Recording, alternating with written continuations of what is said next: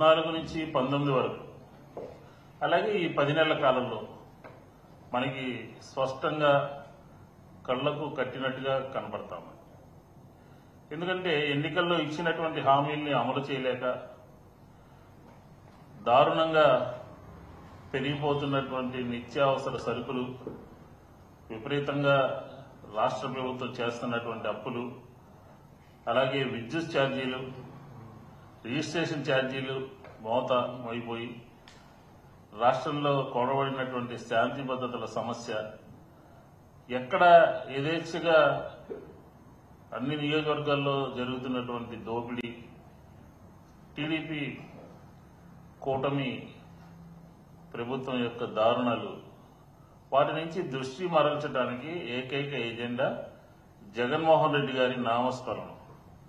ప్రతి దానికి జగన్మోహన్ రెడ్డి గారిని అడ్డం పెట్టుకుని ఎక్కడ ఏం జరిగినా, ఈ 10 నెలల కాలంలో ఏం జరిగినా దానికి గత ప్రభుత్వము, జగన్మోహన్ రెడ్డి గారి ప్రభుత్వము, జగన్మోహన్ రెడ్డి గారి పేరు తీసుకొచ్చి డైవర్షన్ పాలిటిక్స్ కి తెరలేపడం జరిగింది. కూటమి ప్రభుత్వంలో ప్రతి ఒక్కరికి కూడా, ఆ 3 పార్టీలకి, ఆ పార్టీల్లో ఉన్నటువంటి ప్రభుత్వంలో ఉన్నటువంటి నాయకులందరికీ కూడా ఇది ఒక అలవాటుగా మారిపోయింది. ఎందుకంటే జగన్మోహన్ రెడ్డి గారి మీద నిందలు వేయటము, ఆయన మీద మతముద్ర తీసుకురావటము, జగన్ గారు తిరుపతి వెళ్ళాలి అని చెప్పనే ప్రయత్నం చేసినప్పుడల్లా కూడా తప్పనిసరిగా డిక్లరేషన్ ఇవ్వాలి అని అంటూ మెలికిపెట్టి నానా హడావిడి చేయటం. ఆయన తన పాదయాత్రకి ప్రారంభించడానికి ముందు పైకి తిరుమల వెళ్లి స్వామివారిని దర్శనం చేసుకుని పాదయాత్ర మొదలు పెట్టడం జరిగింది.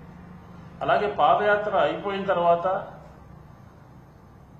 తిరుమల తిరుపతి దేవస్థానం, టీటీడీ దేవస్థానానికి వెళ్లి తిరుమలకు వెళ్లి స్వామివారిని ఆశీస్సులు తీసుకుని రావడం జరిగింది. ఇంత భక్తి శ్రద్ధలతో ఆచార వ్యవహారాల్లో నిష్ఠగా ఉంటూ ఆయన 5 సంవత్సరాల పాటు అక్కడ స్వామివారికి ఆయన పట్టు వస్త్రాలు సమర్పిస్తూ ఉంటే, అయినప్పటికీ కూడా పదే పదే జగన్మోహన్ రెడ్డి గారిని ఎదుర్కోలేక, రాజకీయంగా ఎదుర్కొనేటటువంటి సత్తా లేక ఈ కూటమి ప్రభుత్వము ఆయన మీద దుష్ప్రచారం చేస్తాం. జగన్ గారి మీద బురద జల్లాలని చెప్పని, అది ఆయనే కడుక్కునేటటువంటి పరిస్థితి ఉంటుందని చెప్పని ఒక కుట్రతో, కుతంత్రంతో ఏదో ఒక రకంగా దుష్ప్రచారం చేయాలి అని చెప్పని ఒక ఆలోచనతో కూటమి ప్రభుత్వం పనిచేస్తాం. ఏనాడు కూడా జగన్మోహన్ రెడ్డి గారు హిందూ మత విశ్వాసాలకు వ్యతిరేకంగా ఎక్కడా కూడా చిన్న ఇది చేసినటువంటి కార్యక్రమం లేదు. ఎక్కడ కూడా క్రిస్టియానిటీని ఆ ముద్రను కూడా ఎక్కడా కూడా చూపించలేదు. కానీ నిలువెల్లా విషంతో తెలుగుదేశం కూటమి పెద్దలు దారుణంగా అబద్దాలు చెప్తూ జగన్ గారి మీద ప్రచారం చేస్తా, విష ప్రచారం చేస్తా ఉన్నారు. నిజం చెప్పాలంటే తాను సనాతన హిందుత్వవాది అని చెప్పుకునేటటువంటి తిరుపతిలో హడావుడి చేసినటువంటి పవన్ కళ్యాణ్ గారు కూడా ఎక్కడా కూడా ఈ జరిగినటువంటి సంఘటనలో బయటకు వచ్చి మాట్లాడినటువంటి పాపన పోలేదు అని చెప్పని కూడా ఈ సందర్భంగా చెప్తా ఉన్నాను.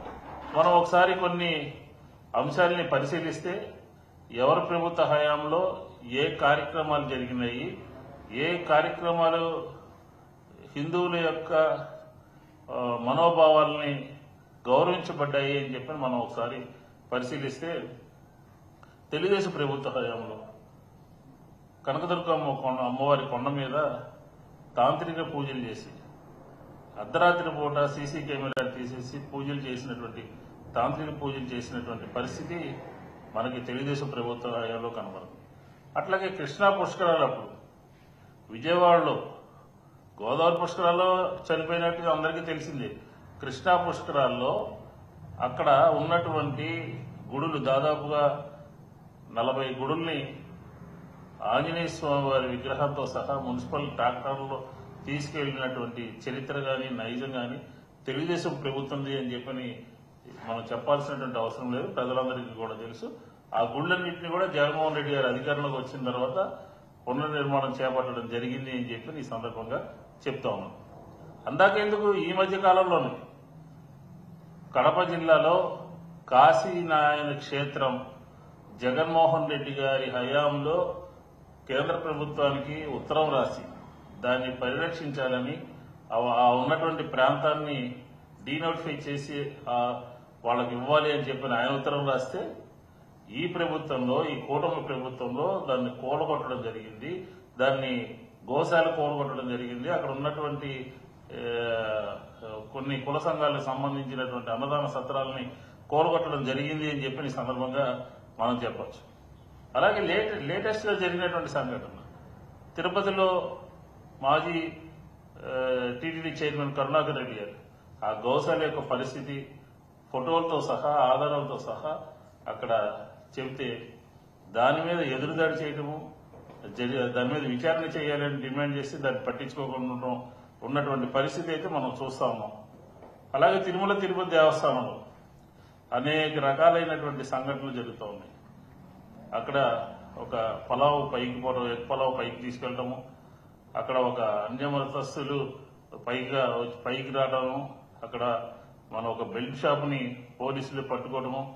ఒకటి కాదు, ఈ మధ్య కాలంలో హిందూ ధర్మం మీద, తిరుమల తిరుపతి దేవస్థానం మీద జరుగుతున్నటువంటి కార్యక్రమాలని మనం ఒకసారి నిశ్చితంగా గమనిస్తే ఎవరి హయాంలో ఈ రకమైన కార్యక్రమాలు జరిగాయి అని చెప్పని ఆంధ్రప్రదేశ్ ప్రజలందరికీ కూడా మరొకసారి గుర్తు చేద్దామని చెప్పని ఈ కార్యక్రమం తీసుకున్నాం.